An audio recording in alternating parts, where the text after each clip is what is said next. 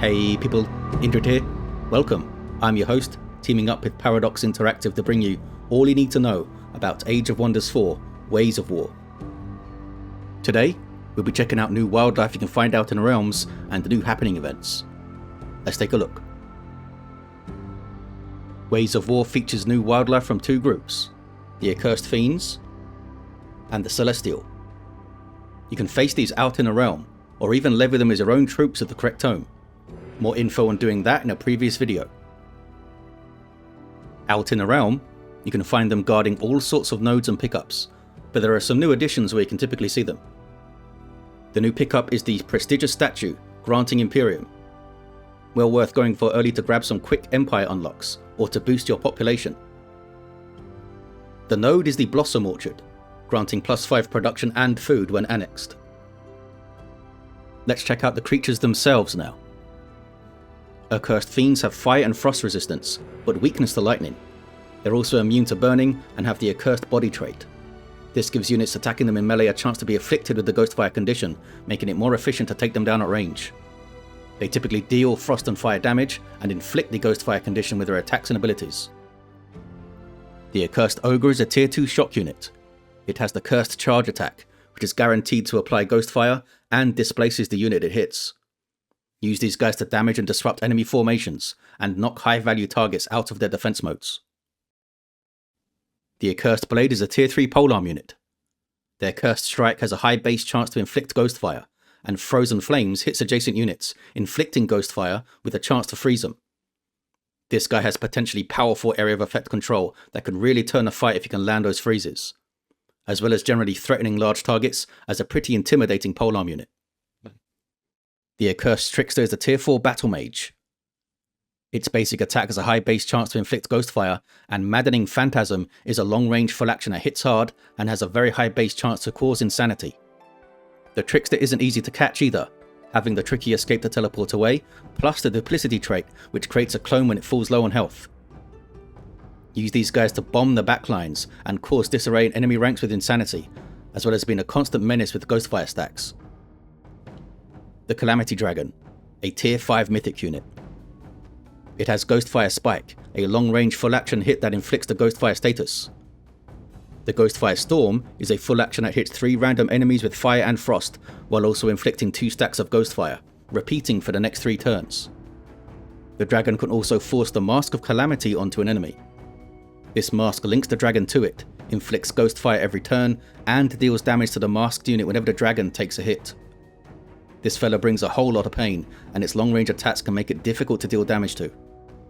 Next up, the Celestial Creatures.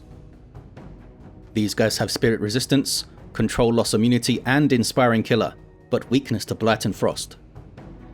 All of these Celestials are also dragons, and have the Inner Grace trait. They typically deal spirit damage, and have ways to support others. The Celestial Tier 2 is the Blessed Dragon, a flying support unit with Graceful Rain, a single action that heals and bestows a stack of grace in a 1-hex area. That much healing from a single action on a high mobility unit could really change the momentum of a fight. The Radiant Guardian is a tier 3 shield unit. A tough frontliner, it can protect allies in peril with the Radiant Transposition. This swaps positions with an ally and damages enemies that were near them, also having a chance to pacify. Not only is this a great way to save a unit, it can drastically lower your opponent's damage output for a turn, giving you time to reposition or press the advantage for kills. The Righteous Judge is a tier 4 mythic. This guy is honourable and can't benefit from flanking attacks. He has good movement however, and melee attacks with a high base chance to sunder defense and resistance. He also has the Righteous Judgment free action, dealing damage to a target and condemning them, with damage being doubled if they're already condemned.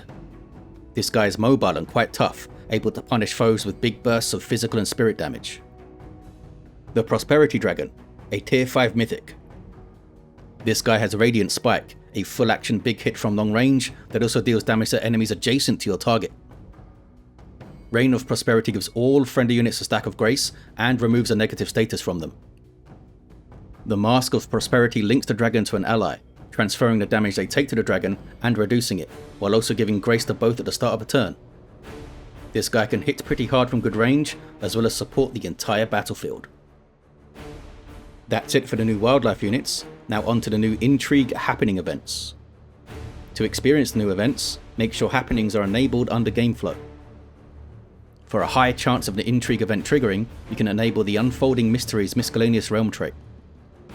These Intrigue happenings occur in the mid-game, and are a way to inject narrative elements into the realm. They involve a tumultuous event in the empire of an AI ruler that triggers a quest chain, and from there, you must decide to actively get involved or not. Depending on the event, you could assist and try to resolve things, or exploit and benefit from the situation. Let's have a look at some examples. Some spoilers ahead, for those that want to go in completely fresh.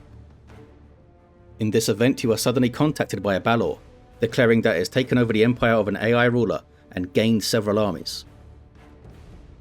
You are then approached by refugees from this empire, who seek a meeting. The meeting ends in violence, as the refugees are being attacked. Do you assist them, or leave them to their fate?